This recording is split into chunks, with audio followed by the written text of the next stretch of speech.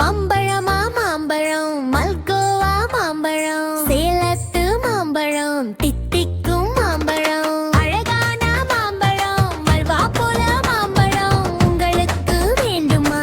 இங்கே ஓடி வாருங்கள், பங்கு போட்டு தின்னலாம். மாம்பழமா மாம்பழம், மல்கோவா மாம்பழம்.